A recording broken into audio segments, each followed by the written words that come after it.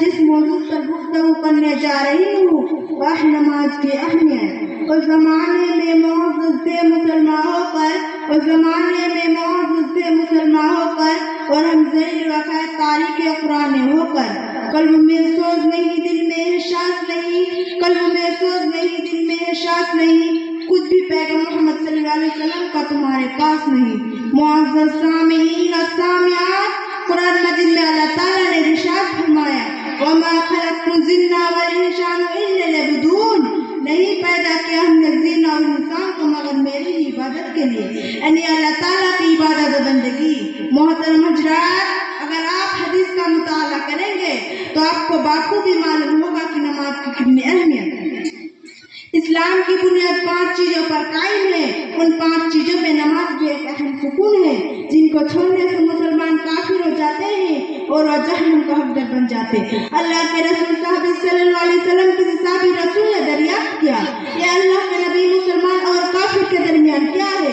نبی رسول صلی اللہ علیہ وسلم نے ارشاد فرمایا بین العبد و بین الکفر ترک الصلاۃ، یعنی مومن بندے اور کافر کے درمیان فرق کرنے والی وہ چیز نماز۔ ملت اسلام کے پاسبانوں کی سوچنے کا مکان ہے کہ نماز ایک ایسی اہم عبادت چیز ہے جن کو چھوڑنے سے مسلمان کافر ہو جاتے ہیں، جن کا نقل کسی سائے نے کھینچا ہے۔ وہ ایک سجدہ ہے جسے تو گرا سمجھتا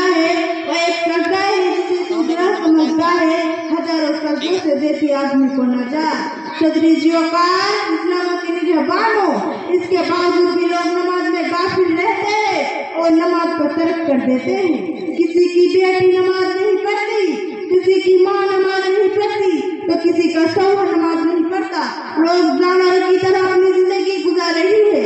مسلمانوں سنو، نماز ہے جنت کی کنجی، نماز کے بغیر کوئی جنت میں داخل نہیں ہو سکتی۔ الصلاۃ مفتاح الجنات، یعنی نماز ہے جنت کی کنجی۔